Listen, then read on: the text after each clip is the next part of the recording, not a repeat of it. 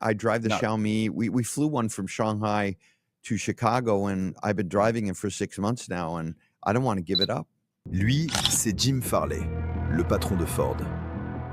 L'homme qui décide ce que 175 000 personnes construisent chaque matin.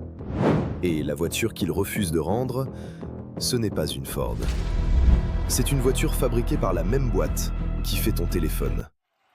Le 19 mars 2026, Xiaomi a lancé la nouvelle génération de la SU7. En 34 minutes, 15 000 personnes avaient signé. Et pendant ce temps-là, des prototypes roulaient déjà sur les routes françaises.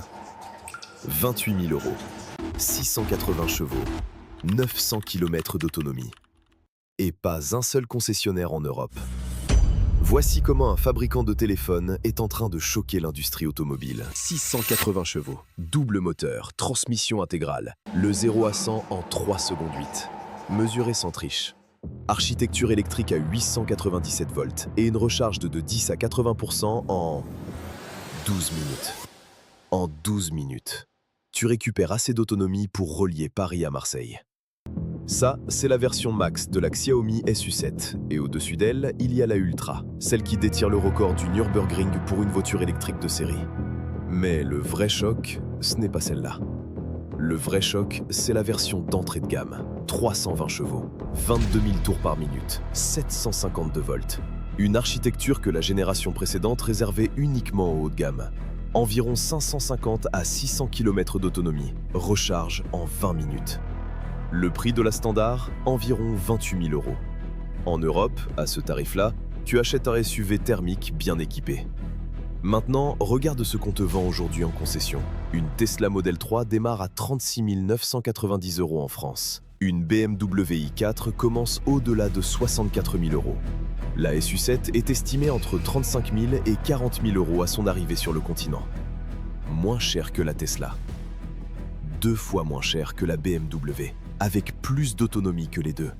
Et avec un équipement que ni l'une ni l'autre ne propose de série. Le LiDAR. 2 séries. Sur toutes les versions, pas en option à 3 000 €. 2 séries. Une puce Nvidia Thor de 700 TOPS pour la conduite assistée. Et des poignées de porte mécaniques à triple redondance. Et c'est précisément là que l'histoire devient intéressante. Pas dans ce que la voiture est, mais dans la vitesse à laquelle elle est devenue ce qu'elle est. En mars 2024, Xiaomi n'avait jamais livré une seule voiture. 18 mois plus tard, la branche automobile était rentable. 18 mois. Au lancement, chaque SU7 vendue coûtait à Xiaomi environ 8 800 € de plus que ce qu'elle rapportait. C'est le prix d'entrée dans cette industrie. Tesla a mis des années à absorber cette perte. Xiaomi l'a effacée avant la fin de sa deuxième année. Fin 2025, le compteur affichait 411 800 véhicules livrés. L'homme qui orchestre tout ça s'appelle Lei Jun, fondateur de Xiaomi. Contrairement à ce qu'on pourrait croire, il ne dirige pas le projet depuis une salle de réunion. Il présente lui-même chaque lancement. Il livre les premières voitures en main propre. On l'a comparé à Elon Musk. Sauf que Lei Jun livre en avance, au lieu de promettre en retard. Et quand il veut prouver que Xiaomi n'est pas un jouet, il envoie sa voiture sur le circuit le plus dur du monde. La SU7 Ultra a battu le record du Nürburgring pour une voiture électrique de série. 6 minutes, 22 secondes, 41 centièmes. Troisième temps absolu de l'histoire de la Nordschleife. Toute motorisation confondue. Mais ce qui rend Xiaomi vraiment dangereux, ce n'est pas la performance brute, c'est la capacité de correction. La perte de traction sur sol mouillé, corrigée. Les poignées de porte jugées dangereuses, remplacées. Des centaines d'ajustements en moins de 2 ans, le tout sans augmenter le prix. C'est ça le modèle Xiaomi. Ce n'est pas un constructeur qui développe un modèle sur 5 ans et attend le restylage. C'est un éditeur de logiciels qui itère en continu, qui traite les retours utilisateurs comme des tickets de bugs, qui pousse des mises à jour comme on pousse du code. Sauf qu'ici, les mises à jour concernent la structure de la batterie et la géométrie de suspension. Les constructeurs européens ne perdent pas face à une voiture, ils perdent face à un rythme. Mais la vraie arme de Xiaomi, ce n'est ni le prix, ni le moteur, ni même la vitesse d'itération. C'est l'écosystème. Xiaomi appelle sa vision Human, Car, Home. 3 mondes connectés par un seul système d'exploitation. HyperOS. Le même qui tourne sur ton smartphone, ta montre, tes ampoules connectées, ton purificateur d'air. Tourne aussi dans la SU7. Et tout communique. Depuis le tableau de bord, tu contrôles ta maison. Depuis ton téléphone, tu contrôles ta voiture. Ce n'est pas une promesse, c'est opérationnel. Xiaomi joue avec un avantage que les constructeurs traditionnels n'ont tout simplement pas.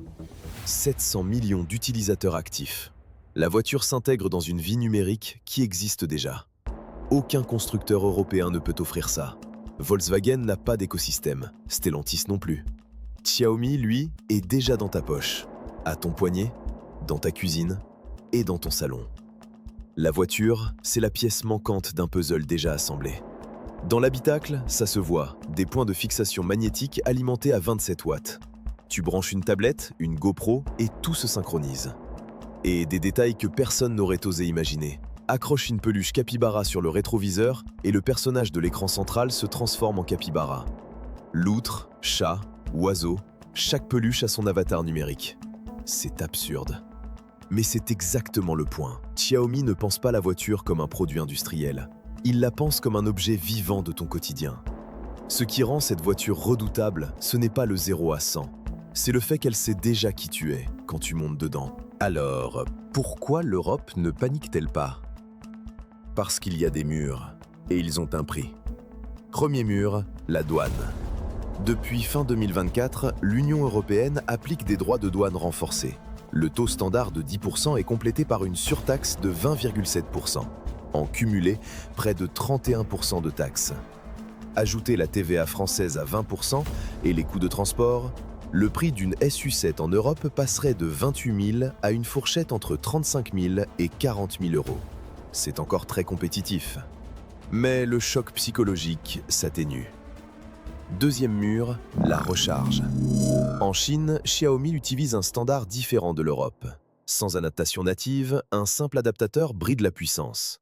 Au lieu de 337 kW, vous tombez à 90. L'un des plus gros arguments de vente de la SU7 tombe à l'eau. Troisième mur, le réseau. Pas de concession Xiaomi en Europe, pas de service après-vente.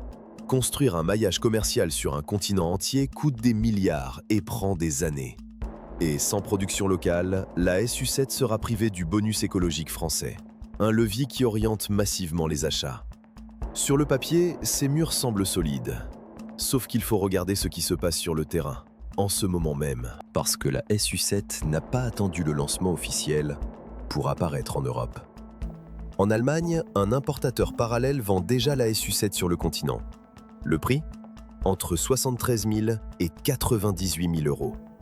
Pour une voiture qui en coûte 28 000 en Chine, sans garantie, sans réseau. Et les gens achètent quand même. Le signal est clair.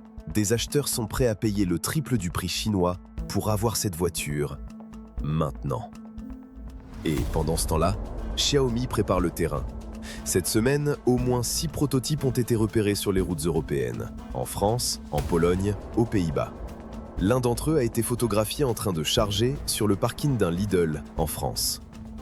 La voiture qui pourrait redéfinir le marché, branchée entre les caddies et les promos du jeudi.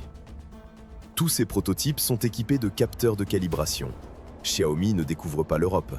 Il entraîne ses systèmes de conduite assistée sur nos routes, nos marquages et nos ronds-points. Ils ont déjà immatriculé une SU7 Ultra à Munich. Les tests d'homologation européenne sont en cours depuis des mois. Le calendrier officiel annonce 2027. Mais Xiaomi a une habitude documentée. Ils annoncent des objectifs et ils les dépassent. Personne ne serait surpris que l'Europe arrive en avance. Alors, voilà où on en est. D'un côté, une voiture à 28 000 euros en Chine, 681 chevaux, recharge en 12 minutes. Un écosystème de 700 millions d'utilisateurs que le PDG de Ford lui-même reconnaît comme supérieur. Et des prototypes qui roulent déjà sur les routes françaises. De l'autre, des droits de douane à 31%, un standard de recharge à adapter, un réseau de distribution inexistant, pas de bonus écologique. Les murs sont réels. Mais les murs tarifaires n'ont jamais arrêté Xiaomi. Ils l'ont fait avec les smartphones, ils l'ont fait avec les objets connectés. À chaque fois, le même scénario. Un prix imbattable, un écosystème qui vous fidélise et une vitesse d'exécution foudroyante. La question n'est plus de savoir si Xiaomi va arriver en Europe. Les prototypes sont déjà là. La question, c'est ce que Stellantis, Volkswagen et Renault auront à mettre en face quand les portes s'ouvriront. Parce que les droits de douane peuvent ralentir l'arrivée, mais ils ne peuvent pas ralentir le rythme. Abonne-toi pour ne rien manquer.